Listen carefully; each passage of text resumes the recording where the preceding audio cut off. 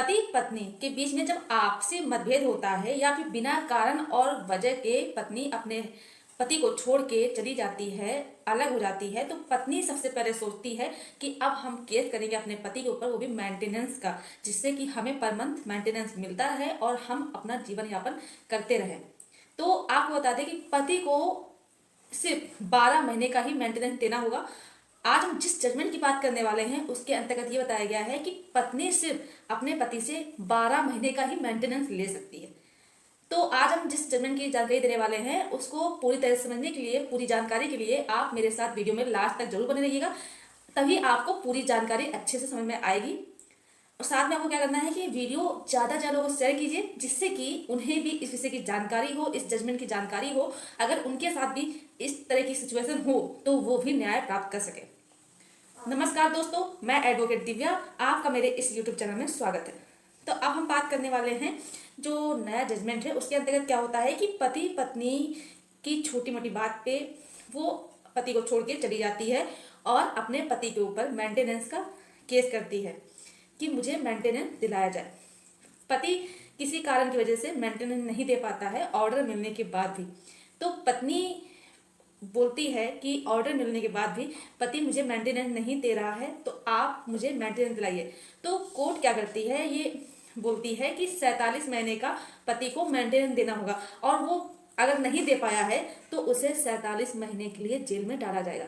तो जो पति होता है, हस्बैंड होता है, वो जाता है हाई कोर्ट, वहाँ अपील करता है, बोलता है कि ये जो इस तरह का ऑर्डर दिया गया है ये गलत है। और दूसरी बात, पहली बात तो ये मालूम हो चाहिए मेरी पत्नी ने झूठा केस किया है, बिना किसी कारण, बिना किसी वजह से हमसे अलग हो गई है और जानबूझ के हमें परेशान करने के लिए मेंटेनेंस का इसने केस डाला है। दूसरी बात यह है कि 47 महीने का जो मेंटेनेंस नहीं दिया है उसके बदले 47 महीने जेल जाने के लिए बोला है। ये तो सरासर मेरे साथ अन्याय हो रहा है। तो हाई कोर्ट बोलते हैं कि अगर मेंटेनेंस कोई पति नहीं दे पा रहा है ऑर्डर मिलने के बाद भी, तो पति को सिर्फ 1 महीने के लिए ही जेल में डाला जा सकता है। दूसरी बात, जब पति नहीं देता है, मेंटेनेंस नहीं दे पाता है, तो पत्नी क्या होती है, वो दोबारा से कोर्ट में अपील करती है कि मुझे मेंटेनेंस दिलाया जाए। और दोबारा से कोर्ट का न्याय आने के बाद पति मेंटेनेंस नहीं दे पाता है तो पति को 12 महीने से ज़्यादा जेल नहीं होगी, वो सिर्फ 12 महीने के लिए ही जेल जा सकता है। और दोबारा अपील करने के बाद जब पत्नी दोबारा से एप्लीकेशन देती है कि मेरे पति मुझे मेंटेनेंस नहीं दे रहे हैं, ऑर्डर मिलने के बाद भी नहीं दे रहे हैं, तो मुझे मेंटेनेंस दिलाया जाए, तो पति को सिर्फ 12 महीने का ही मेंटेनेंस देना होगा अपनी पत्नी को। अगर 12 महीने का मेंटेनेंस नहीं दे पाते हैं तो 12 महीने की जेल यानी कि सजा होगी।